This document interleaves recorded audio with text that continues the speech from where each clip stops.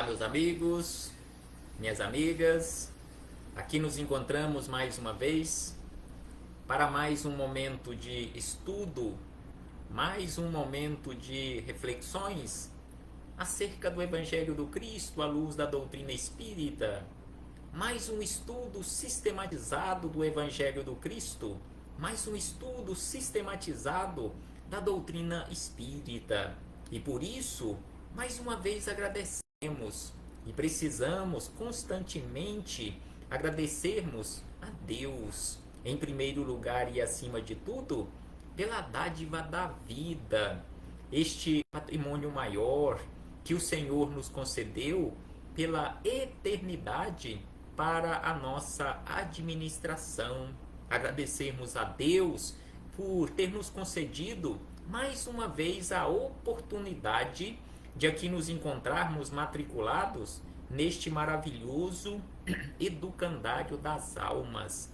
Mais uma vez nos encontramos internados aqui neste hospital para tratamento, porque fomos enviados aqui para a Terra, para este hospital, porque ainda nos encontramos adoentados da alma.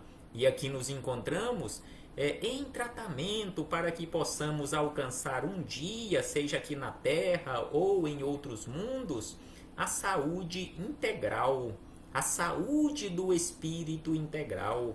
Por isso, agradeçamos a Deus por mais esta oportunidade, agradeçamos a Deus por este corpo físico que nos foi concedido também na forma de empréstimo divino para realizarmos todas as tarefas que necessitamos para a nossa melhoria, para a nossa iluminação.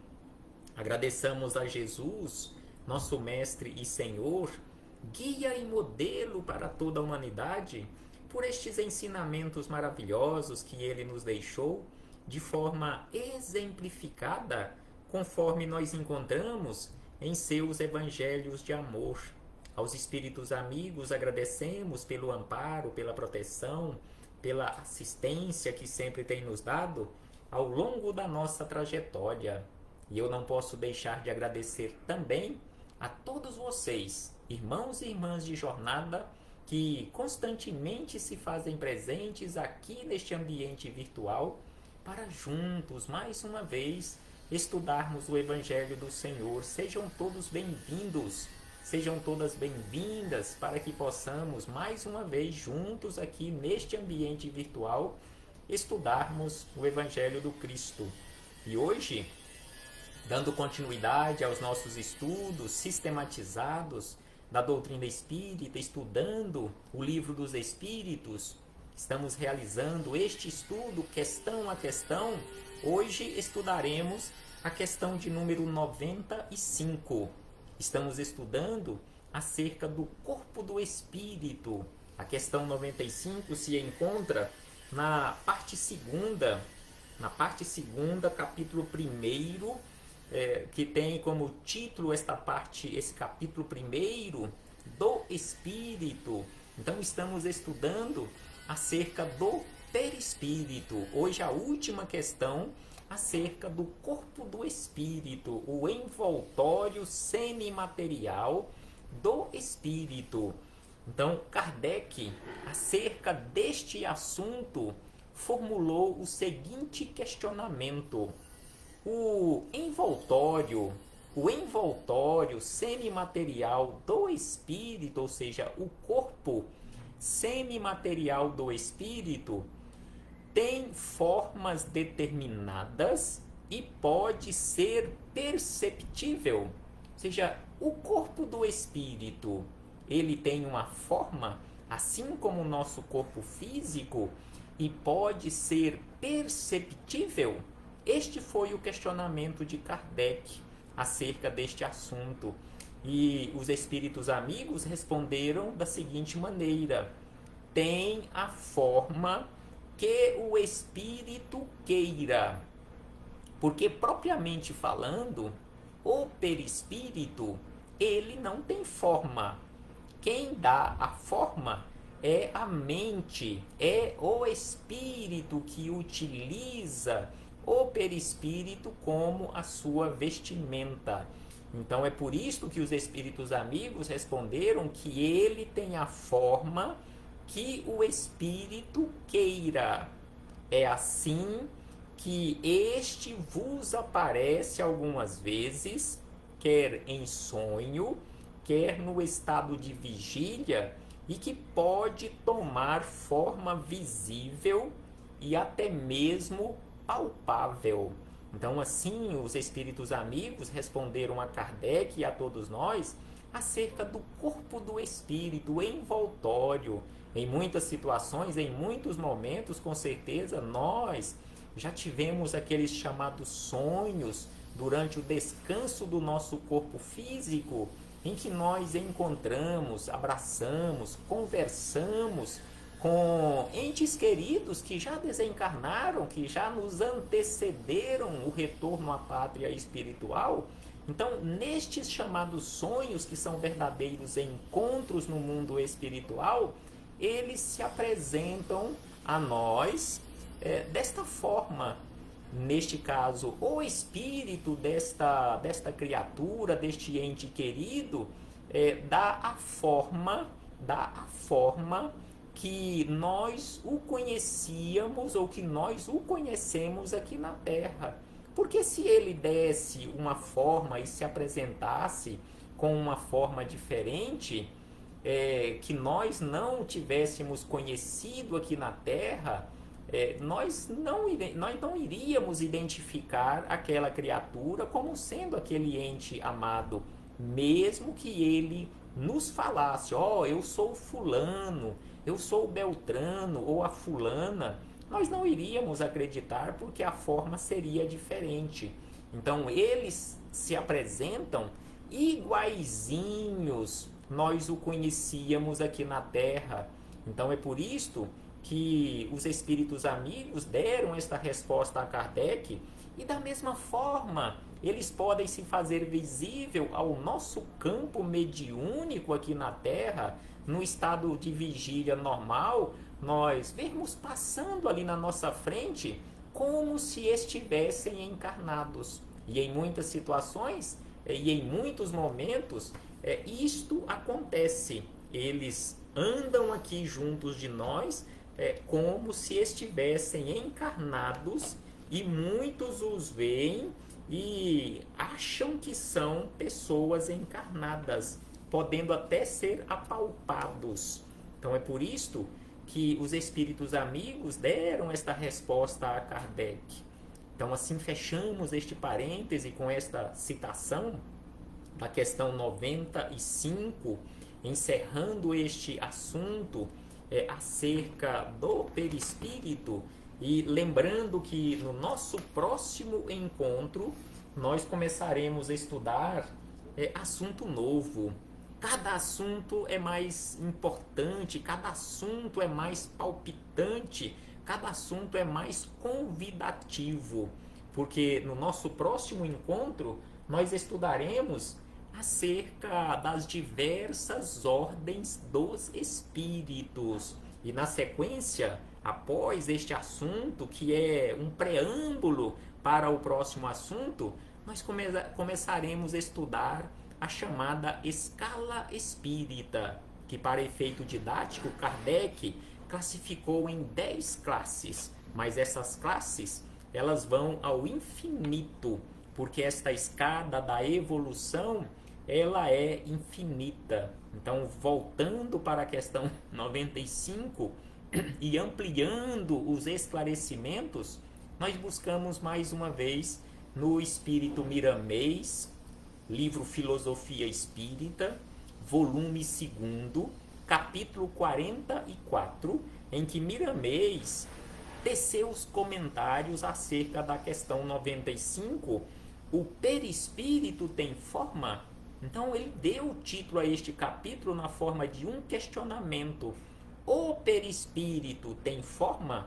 O corpo do espírito tem uma forma determinada, uma forma fixa, imutável? Então Miramês começa dizendo que o perispírito não tem forma. No entanto, ele é obediente à determinação do espírito. O perispírito, propriamente dito, propriamente falando, ele não tem uma forma.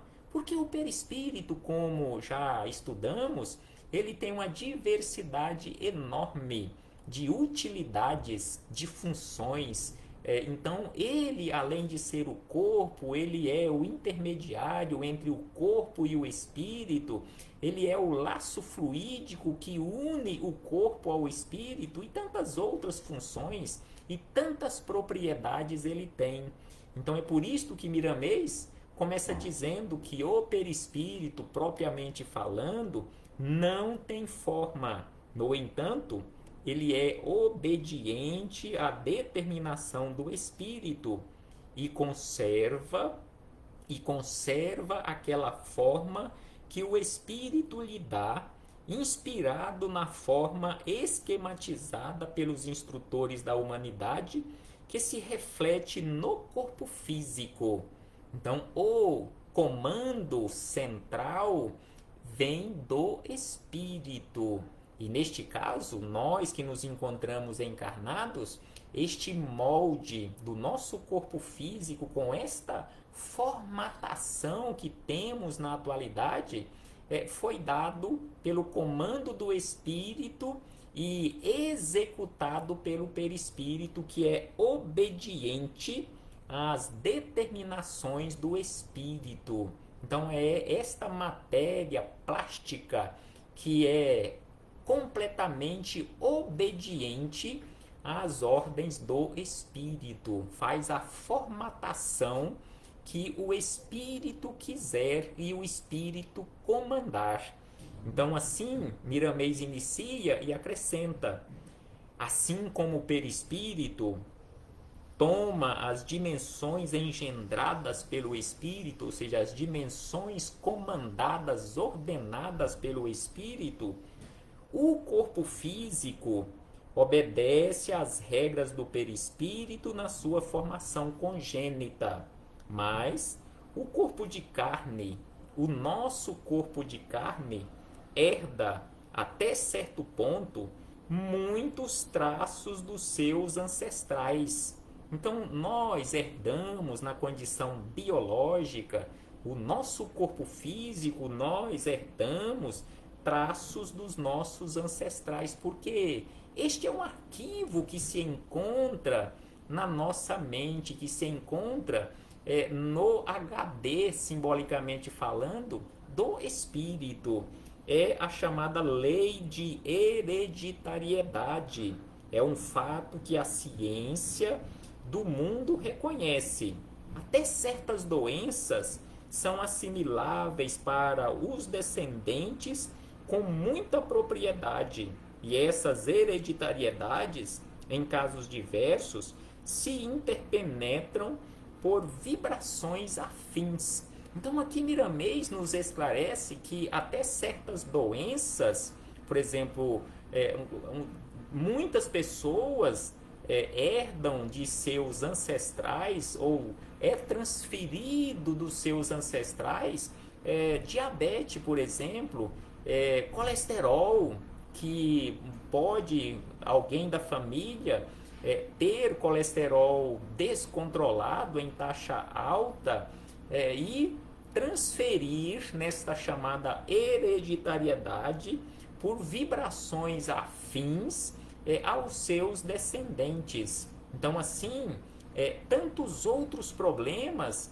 chamados hereditários que são transferidos adiante por meio destas chamadas vibrações afins, estes arquivos do espírito, e de acordo e em acordo com estas vibrações afins vão se transferindo adiante. E é o que o espírito Miramês nos esclarece, que até certas doenças são assimiláveis pela lei das vibrações afins. Os males psicológicos são também transferíveis e, em muitos casos, passam para o mundo biológico e, por vezes, de forma bem acentuada. A descoberta do cientista russo Pavlov dos reflexos condicionados é um ponto de partida e apoio para as doenças herdadas, ou por vezes assimiladas por nós, quando ouvimos alguém falar em doenças e mesmo a criação de ideias e suas materializações na psicosfera da Terra pelos homens decadentes mentalmente. Então aqui Miramês nos lembra que muitas pessoas assimilam os males de uma determinada doença até mesmo de ouvir alguém falar. Se alguém chega e comenta para ele ou para ela que está sentindo tal ou tal coisa, aquela pessoa também começa a sentir, pela chamada lei de vibrações afins, ela começa a assimilar e internalizar aqueles problemas, captando as vibrações daquela outra criatura que está sentindo aqueles problemas. Então, assim, Miramês nos esclarece sobre estas situações, mas é lógico que se não estivermos nesta situação de decadência mental, se não estivermos na mesma faixa vibratória daquela pessoa que está nos relatando certos problemas, certo reflexo de uma determinada doença que ela até possa estar carregando no corpo somático, no corpo biológico, nos órgãos do seu corpo. Então ela pode chegar e relatar para você e você não vai sentir nada, ao passo que outra pessoa que estiver na mesma sintonia com as chamadas vibrações afins, ela pode começar a captar os problemas que aquela pessoa está relatando e que está sentindo no seu corpo físico, os desequilíbrios que ela esteja sentindo. Então é isto que Miramês nos fala em relação a esses chamados reflexos condicionados, que foi estudado pelo cientista russo Pavlov. Então aí Miramês acrescenta que tudo que se cria mentalmente toma forma e passa a viver no campo propício da vida de quem criou. Então tudo que se cria mentalmente ganha vida, porque o nosso pensamento, ele é energia, energia é matéria. Então tudo que se cria mentalmente toma forma e passa a viver no campo propício da vida de quem criou. Por isso, nós precisamos vigiar a nossa mente, que é a fonte de todos os problemas ou de todas as soluções para a nossa vida. Então, uma mente, conforme já se diz desde a antiguidade, mente sã, corpo são. Então é preciso que alcancemos esta condição de uma mente sã. E aí Miramês acrescenta que a ciência oficial aqui da Terra fala muito em hereditariedade, contudo examina essas leis somente no corpo físico.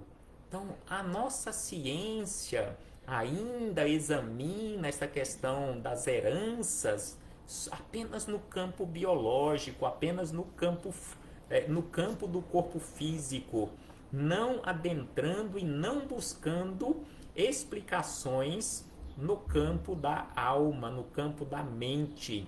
E aí ele acrescenta que ela tem mais amplitude, ou seja, a hereditariedade tem mais amplitude na seara mental e é muito mais absorvida pelas emoções semelhantes às dos criadores. O corpo espiritual, ou o perispírito, é de natureza extraordinária no que tange à sensibilidade. O sistema nervoso do complexo humano recebe do perispírito cargas e mais cargas de energias de acordo com os sentimentos capazes de equilibrar o corpo somático ou o corpo físico, como de desarmonizar todos os seus princípios harmoniosos. Então, o nosso corpo espiritual, o perispírito, ele recebe do espírito cargas e mais cargas de energias de acordo com os sentimentos, e estas energias são capazes de equilibrar ou desarmonizar todos os seus princípios harmoniosos. Depende da educação da alma. Como está o nosso processo de educação? Como falamos no início, todos nós nos encontramos aqui matriculados no planeta Terra em processo educativo. Nós estamos realmente sendo alunos aplicados?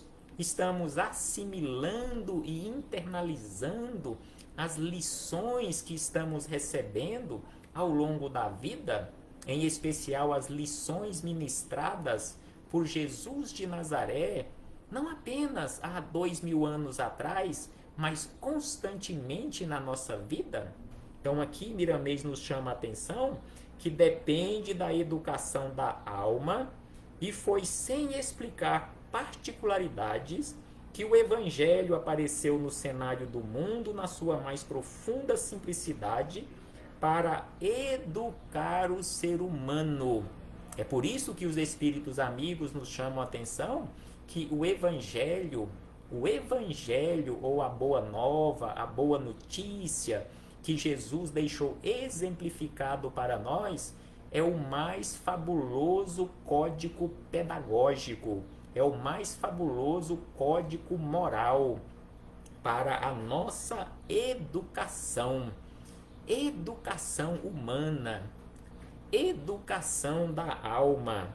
E aí ele diz que o Evangelho, se estudado cientificamente, torna-se o mais científico do mundo, por falar das principais verdades ligadas à alma, com os seus possíveis corpos e a sua mais elevada harmonização.